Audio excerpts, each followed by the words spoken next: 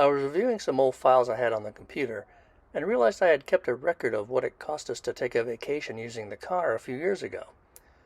It was 6 days of car travel, and coincidentally, that's the same number of days we took traveling after we picked up our embassy.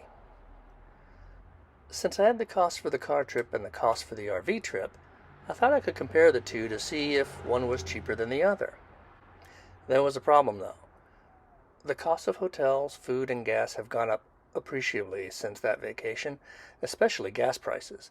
Back then, we were paying just under $2 for a gallon of gas, and prices during the RV trip were almost $5 a gallon. So I had to adjust for inflation, at least for the gas prices. I had costs listed for lodging and food, but it would have been too difficult to figure out the cost increases, so I left those alone. The big changes were in gas costs anyway, so the other costs were close enough. Even though the number of days of travel was the same, the total mileage was different since I had to get back to work. Each day we traveled twice as far in the RV, so I had to account for that, so keep that in mind.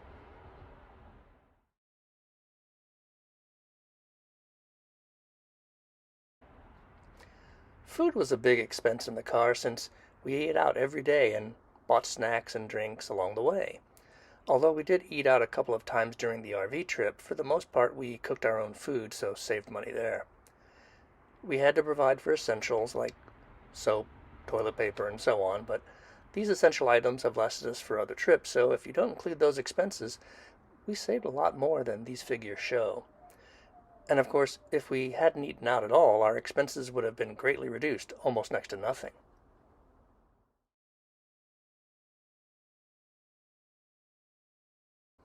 Not surprisingly, lodging was the biggest expense for the car, at almost $500. Hotels, even cheap ones, cost a lot because of local taxes, and everyone has a pet fee we had to add for our dog. While in the RV, the cost was just a bit over $100. If we had boondocked or stayed at Harvest Host sites the entire time, we could have spent $0 on lodging with the RV. But we stayed a couple of RV parks for convenience, so the total cost is a bit more.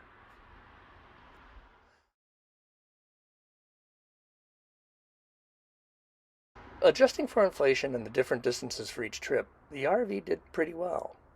Using these figures, I would estimate the van would cost about 1.5 times more in fuel costs, but this is a hard figure to pin down. You have to consider some trips will have stop and go traffic, or you might be stopping a lot at different sites. And if it's cold outside, our heating system uses the van's gasoline to run, so that all brings total MPG down. In other words, your mileage may vary.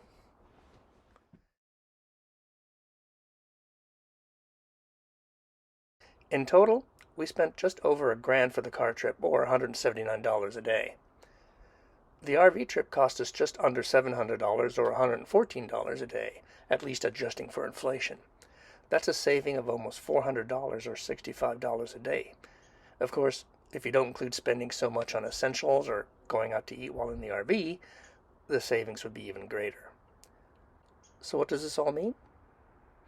Well, any savings is still saving money, but does that justify the cost of the RV? Let's say you bought an RV for around 150 grand. With a savings of $65 a day, it would take 2,308 days of travel to pay off that RV cost.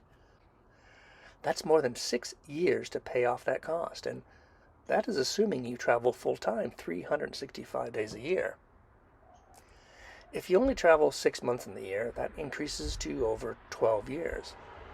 And if you only travel, one season a year, make that time over 25 years. Now obviously, if you spend only half that much on a motorhome, you could cut these times in half, but that still means at least 3 years of full-time travel before you can break even on the cost of that RV. And I don't include loan rates or upkeep during that time either. Is that cost and time investment worth it? Well, if you just consider the math, probably not. But if that's the only thing you're looking at, you're missing the whole point. You don't buy a motorhome to save money. You buy one to gain experiences. The RV has taken us places we just would not have gone if we were driving a car or flying in a plane. How do you put a price on that? You just can't. We have met new people and made new friends since we got the RV.